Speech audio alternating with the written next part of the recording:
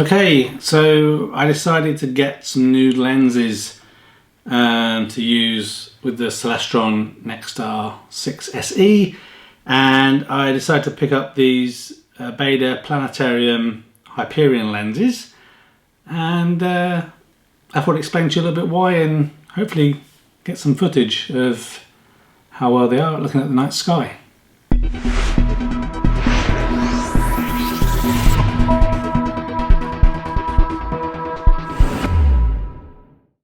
So one thing I have noticed, the last few videos I've done where I'm talking about the telescope, I'm always wearing this green top. Just coincidence, I'm sure. So yeah, I'm really enjoying and using the telescope more. I had last week off work and the skies were pretty awesome. So every night I was getting out with the telescope and using it more and more. I don't have any footage. Well, I got some moon footage that I might include at the end, but really this is more about kind of partially why I've decided to buy these lenses. But yeah, really enjoying the scope, and even though the astronomy is really pretty new to me, I feel like I've started to reach the limit of the standard 25mm lens that comes with the scope. And I had bought some basic Celestron lenses or eyepieces, whatever you want to call them, and they've been okay, but I mean they're cheaper, so you know, the quality is not as good. So I decided to opt for these Hyperion lenses. So I just wanted to explain to you a little bit about why I bought them and what I think of them so far, and then probably not tonight, because looking outside it's super cloudy, which is disappointing because right now I'm recording this on the 30th of July 2018, and kind of today and tomorrow where Mars are really close. I've been doing a little bit of looking at Mars last few nights, and I'm hoping that I can get a clearer picture before it starts to move away, and that's kind of why it's quite timely that these lenses have arrived. So again, I'm not an expert, so this is just my experience. If you are a more experienced astronomer than myself, feel free to leave comments and correct me, and you know, add anything that you'd like for the benefit of everyone else. It'd be much appreciated. But basically there's a few reasons why I went for these. I just talk a little bit about the things I've looked at so far. So Celestron has a wide range of lenses, different grades. I think it's like CXLF or something, as well as a few others. And I looked at those and they seem pretty good, and I was going to buy them. It's XLX, so I just remember XLX was kind of like in a similar price bracket to these, a little bit cheaper, and then I think there's a Luminos that was more expensive than this that I was going to go for. But I decided to go for the Hyperions for a couple of reasons. One, they have a larger field of view, so 68 degrees field of view, which is going to make things a lot easier for kind of identifying what it is you're looking for in the night sky. So basically you just have a bigger field of view, obviously, as it says, and that's even more important if you're trying to get some kind of deep space stuff, which I'm interested in getting into in the future, you know, when the sky is a little bit clearer.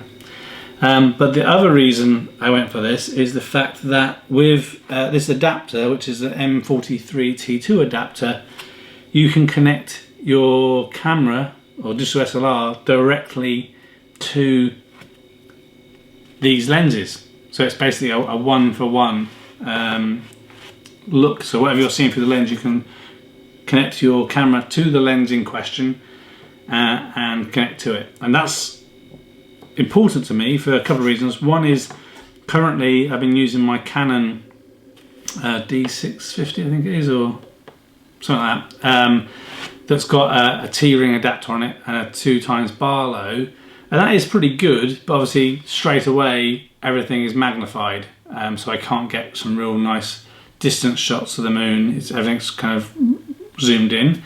I think, and that's equivalent to like a 5mm eyepiece, I think.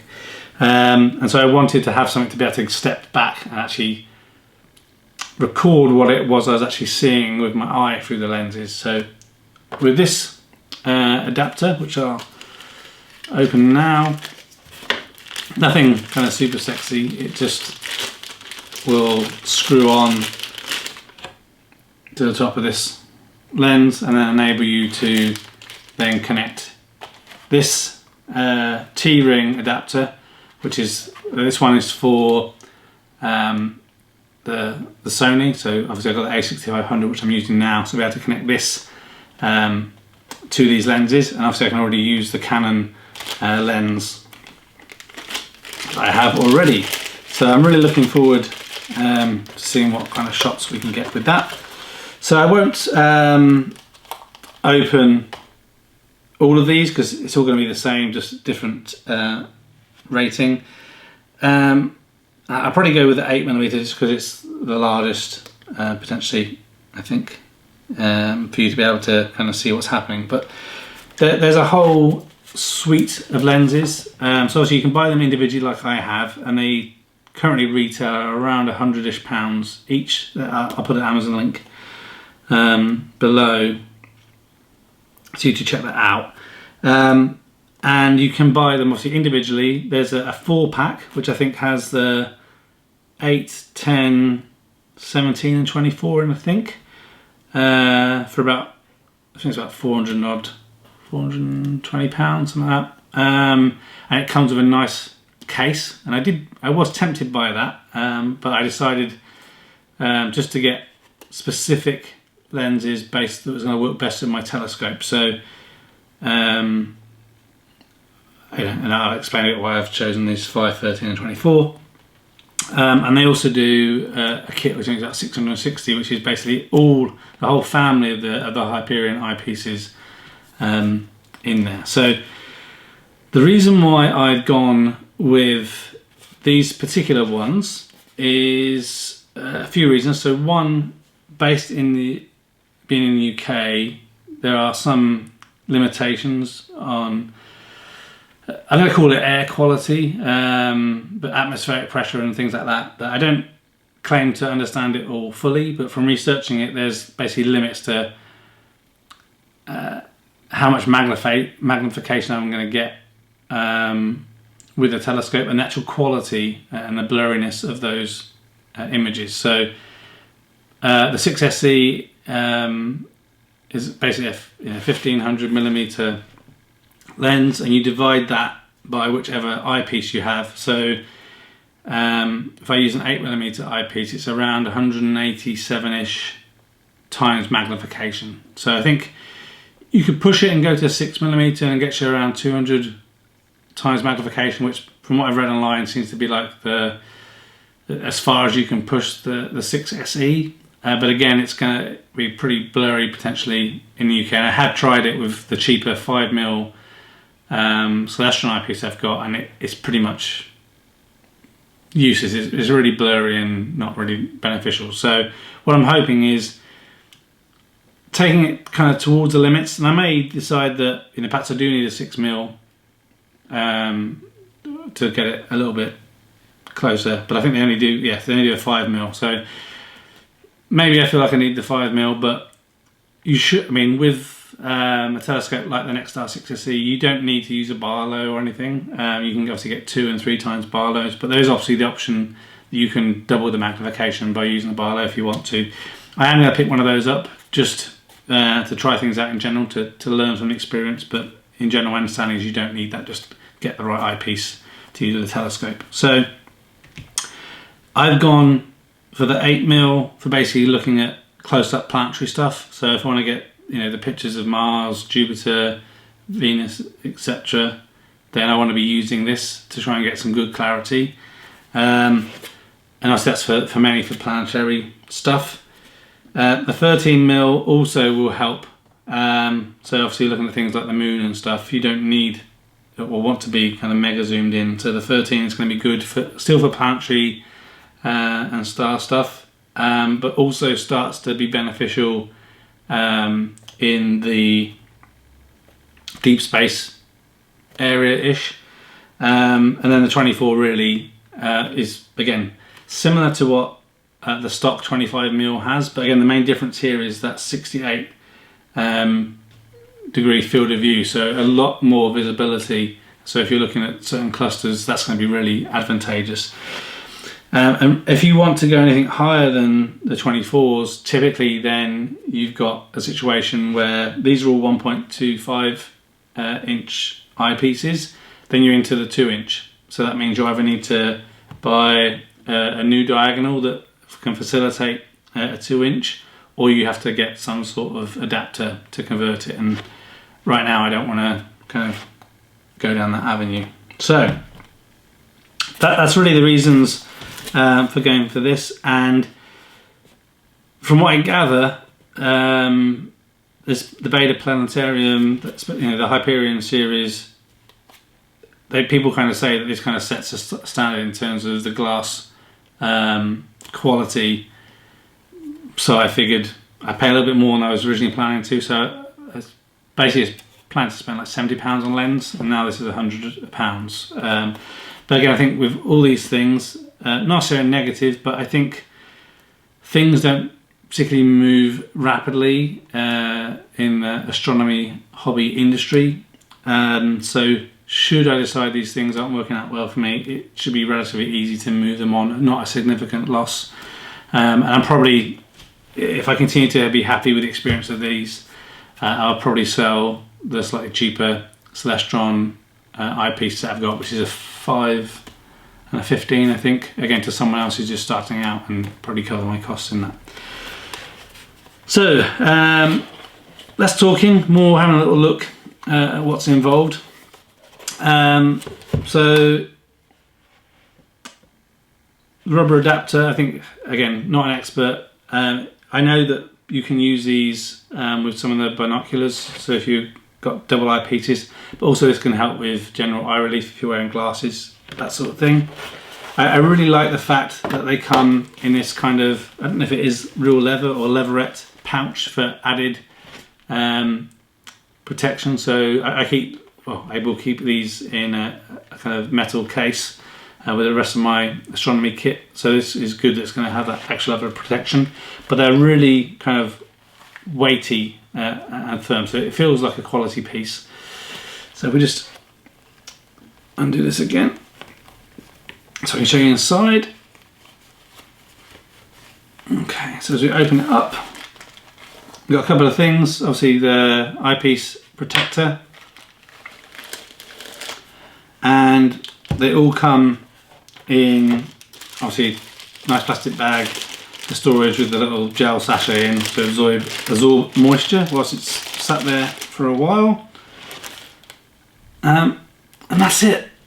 It's really a good chunky weight, and it feels so impressive, like compared to the cheaper kind of lenses I have. And I guess it just goes to show that the change of quality in the glass and everything. Obviously there's not really too much for me to show you here, because it's all about what you can see when looking at the night sky, but you can see there, you know, I guess the quality of things. Let's just pop this cap off.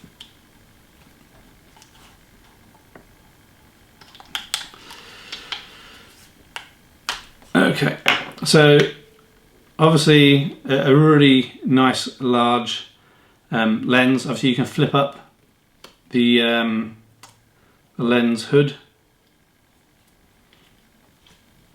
and pop that off if you then want to put anything else on.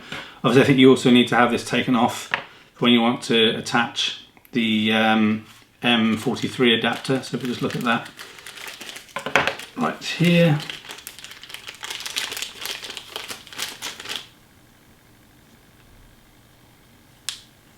This whole thing basically pops off altogether.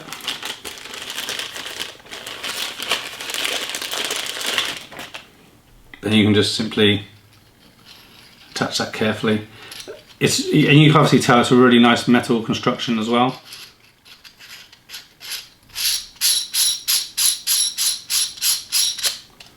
So now it's on, obviously still functional, so you can use it, but then you can just adjust, put on your camera straight away.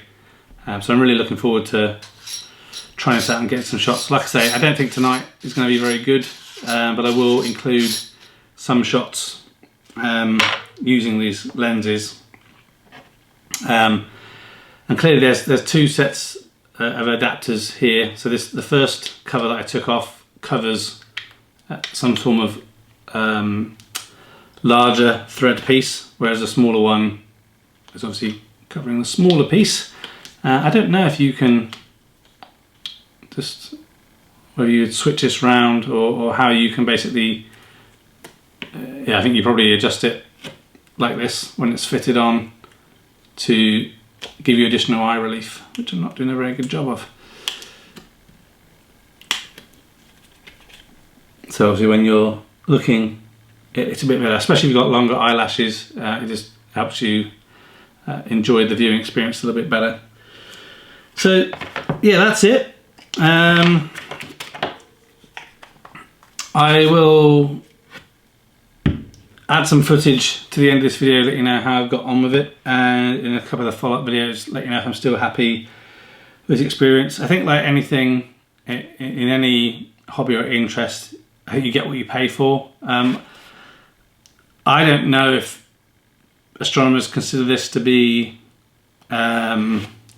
premium kit. I mean, for me, I think it's a decent amount of money to be spending on lenses, especially compared to the cheaper ones. Like I think that Celestron kit I got was like £50 for two, as well as some filters.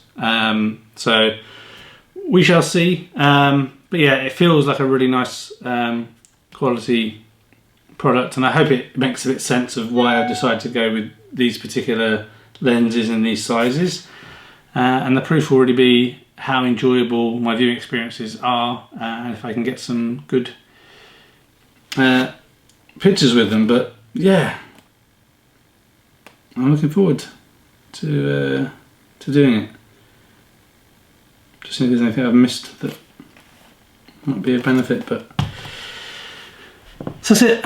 Hope the video is a little bit helpful. Like I said, I'm still learning about all of this, so this is really just me documenting my experience. And you know, if you're new to this as well and you're thinking about picking up some lenses, then you can kind of see kind of what results you get from using, you know, this type of equipment. Okay, so last night the clouds cleared enough and had really good views of the sky, so it gave me the opportunity to try out those new eyepieces. And before I talk about how impressed I was with those, I'm actually really impressed with the lens on this camera, and I think I'll probably talk about it in another video, but it's a 16mm Sigma f1.4. You can really, it's just amazing in low light. The way it's captured the sky in these videos is fantastic. But less about that, more about the eyepieces. So you really can tell the difference. I wouldn't say it's, I'm just trying to think now, how's the best way of explaining it? I think it's a bit like the difference between when you look at a DVD and a Blu-ray.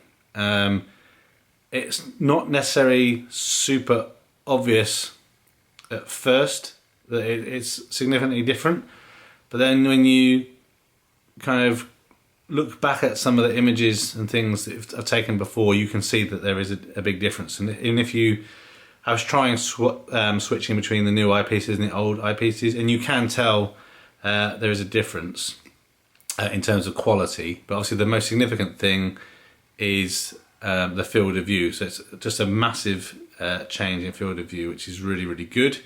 And the clarity is really good as well. So as I talk about this, I'll have some overviews where I've recorded some footage with this camera. There is a certain amount of cropping with the sensor on this, so the images are a little bit cropped compared to what I was actually seeing with the eyepiece, so keep that in mind. But the adapter and the T-ring for this camera worked really well, and the fact that you could just easily screw them on to the end of the eyepieces is really good. I will say that one of the things that's a bit fiddly about it is the rubber eyepieces on the lenses or the eyepieces, because you have to take them off to get access to the thread, and it's not really super easy to put them back on. So right now I've kind of left them off and put them on the shelf, and I need to kind of get around to deciding exactly how I'm going to put those back on so I can use them, because it's just going to be a pain in the butt if you're going to try and do that every time. But it was really, really good. So first of all, I tried again to look at Mars. So this is on the 31st of July, so Mars is its closest position, and the clarity was a lot better than the previous eyepieces I've been using. So I identified it first in the 24, got a bit closer with the 13, and then kind of narrowed it in with 8mm, and it's still just like an orange blurry thing, so no real clarity. I couldn't see obviously the polar ice caps. I think that's a combination of two things. One is the sky, so where I am there is a bit of light pollution, so that may add to it. I need to spend some time going further afield where it's completely dark, but also obviously the magnification of my telescope has its limitations. So it is what it is, but it was a bit disappointing, but at the same time I'm still happy with what I got out of it. Then I moved on to Saturn, and this was really good. And again, as a caveat, as you look at these videos, it may not look that great, because the other problem, once you've added the camera on, you've got two other things you're trying to deal with. So you focused it with the eyepiece, and I was hoping that then when attaching the camera, it's already focused. But then when you add the camera, it's out of focus again. Obviously the camera's trying to do some focusing, so I'm having to continue to try and fine tune the focus a little bit more with the camera, and it does look much better just with my eye than this is showing in the camera, but it's still nice enough. And I didn't have any remote for this camera at the time, so I didn't have the app installed, so there is a little bit of vibration obviously where I'm touching the telescope and the camera to try and get things recorded and everything. But that worked really well. I was really happy with that. I did decide to try out my 2x Barlow, and as expected, there's just no, you just don't need the Barlow if you've got good quality eyepieces, because you want to use those eyepieces to adjust your magnification. The Barlow just, it's another element to add to the cloudiness, and it's just not worth it. But not with this telescope I'm using anyway. Then finally I decided to check out the moon, because obviously that's really easy to spot and to see, and that's really where I instantly noticed the clarity, especially with the 8mm. You can really get nice coverage of the craters and everything. And yeah, so I'm really happy with these lenses. I think they're worth the money. It's good that the adapter works good with this Sony camera. I haven't tried the one with my Canon yet, but I think if you are looking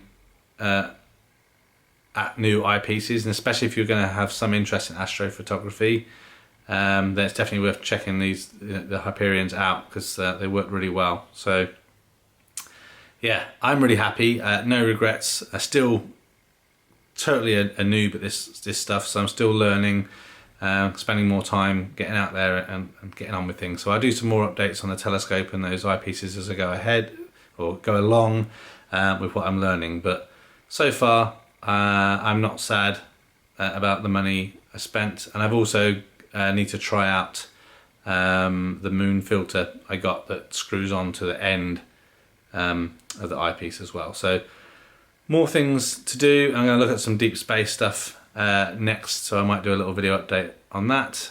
And yeah, really happy with these Hyperion eyepieces. Thanks for watching this video. A thumbs up would be really appreciated. If you're interested in other geek type videos, please consider subscribing to Spectrum Geeks. Why not also follow us on Facebook, Instagram and Twitter. And before you leave, why don't you check out one of these other videos that may be of interest. Thanks again for watching.